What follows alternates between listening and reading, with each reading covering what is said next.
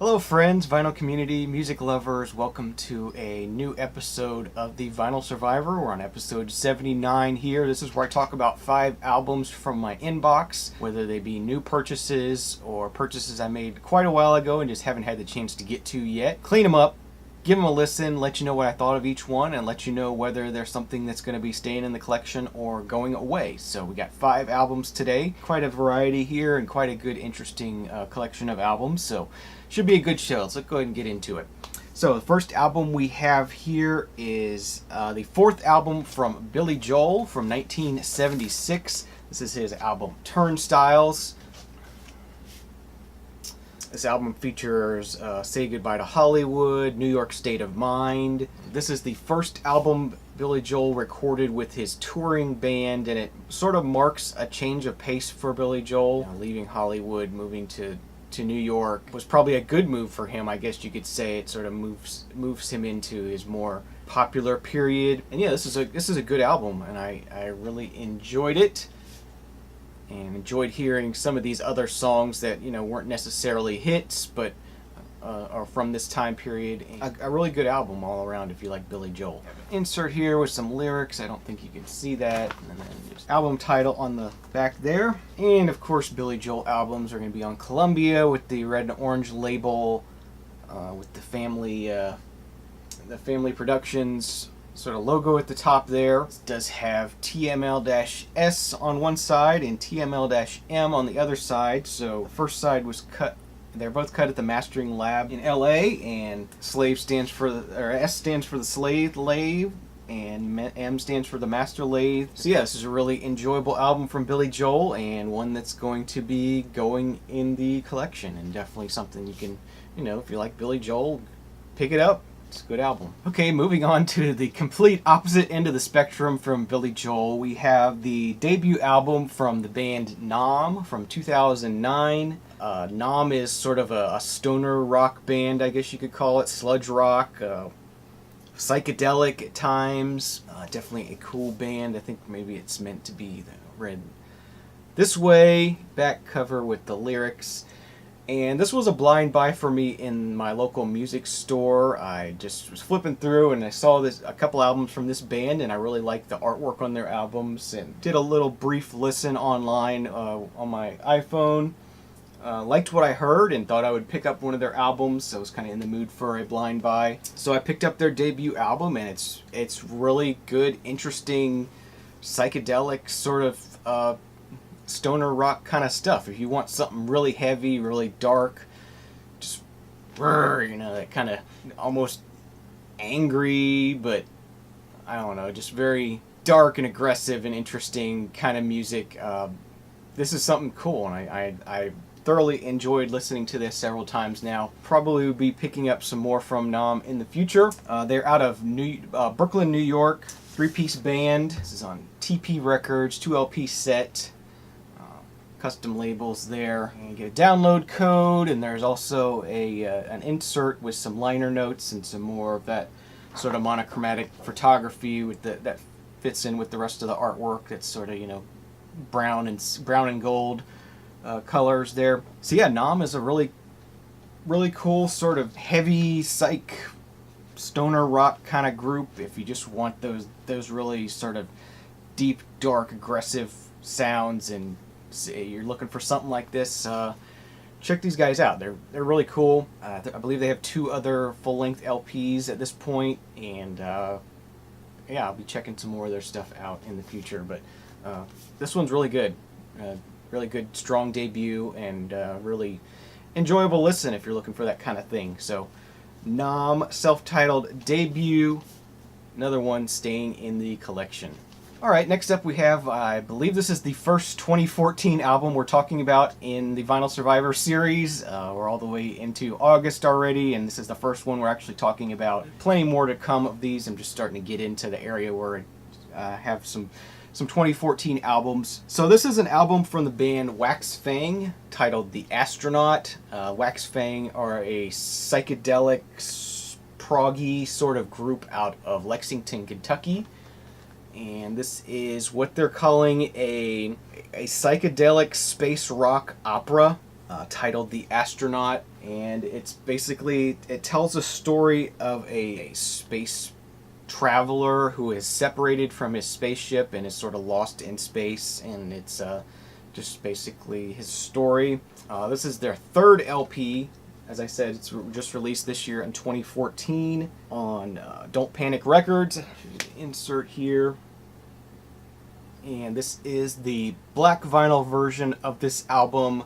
The original first 100 copies of this, I believe, were pressed on white vinyl and actually included a patch that had the Wax Fang sort of logo there that you see on the vinyl. That would have been, I tried to get one of those and I just didn't. Maybe it'll be something I can find on Discogs later, but a really good sort of psychedelic, proggy, space opera kind of, space rock kind of thing.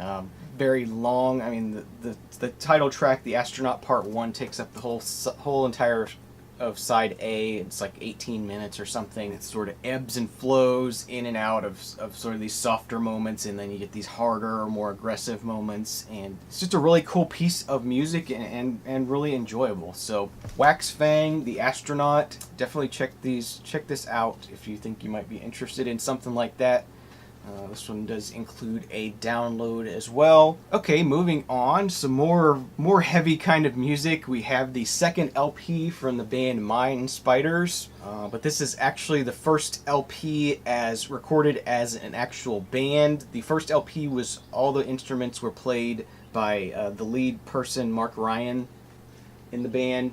And Mind Spiders are a punk band, which I normally don't talk about punk music, but I've talked about Mind Spiders recently in vinyl inboxes. I've talked about this album as well as another album from them. They have a very different sound that I'm used to hearing from punk music. They incorporate a lot of synthesizer into their music. It makes it sound like a cross between punk and post-punk or something. So this is a really cool album. It's definitely some punk music I can actually enjoy. It has a lot of synthesizer in it, but it's sort of blended really well with the punk aspect. This is from 2012 is when this album was released, and this is one that was playing in the record store. You know, I had to ask who is this, and the guy told me who it was. They didn't have another copy of it. I went online and ordered this one. Dirt Nap Records sort of have their own version of the Vertigo swirl on there. So yeah, that's Mind Spiders, very buzzy electronic punk music, and it's definitely a gateway for me into punk music.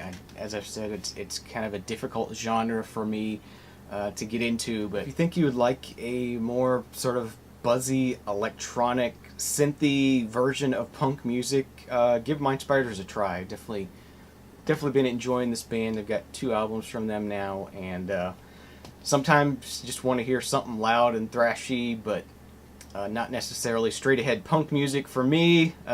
So this is a really good mix, and I definitely enjoy them. So check it out. Okay, and the last album we have to talk about today, which is also another album from 2014. So we got two albums from 2014 into this episode. This is the 8th studio album from Mogwai, titled Rave Tapes. Mogwai are another sort of experimental rock, post-rock, I don't know what you want to call it, band from Scotland. This one is sort of a change of pace for them, I would say. It's very different than Hardcore Will Never Die But You Will. This is a lot more ambient electronic, a lot quieter, I would say, a lot less aggressive sounding. I don't have a whole lot of experience with Mogwai's catalog. I sort of got into them around that sort of Hardcore Will Never Die But You Will period. But this is a really great album. I love this album. This is awesome, right up my alley, sort of that ambient electronic soundscape, sort of post-apocalyptic sounding, kind of just weird, strange sounds and textures, and yeah, I love this album. Definitely expect this one to be in my best albums of 2014. I have been spinning this one pretty regularly since I got it. Really neat is they have this, most people have probably seen this, they have this die cut cover in the front, different patterns on the insert here. So you can choose which one you want to be facing out. I like this 2-dot pattern here better, so I usually face that one out myself. And this one's on Sub Pop Records, so it does include a download. Black vinyl once again, custom labels. I did not get the initial pressing of this, the loser edition. I believe that was on white vinyl as well. Unfortunately, I was unable to get that. I sort of waited a few days too long, and record store here seems to only order a few copies of new releases, so if it's something that's really highly anticipated, those tend to go pretty quickly and you have to wait for a second pressing. So Mogwai-Rave Tapes, 8th album, 2014, another one that's going to be going in the collection. Awesome album from them. Highly recommended if you're into that sort of ambient, soundscapey, highly textured sort of work kind of thing. Really good, definitely going to be in my best of. So yeah, thank you for watching another episode of The Vinyl Survivor. I hope you enjoyed this episode. Please subscribe if you're not already, so you'll be made aware of future episodes when they are released. I thank you for that. Thanks for watching, and have a great day, and we'll see you again soon. Cheers.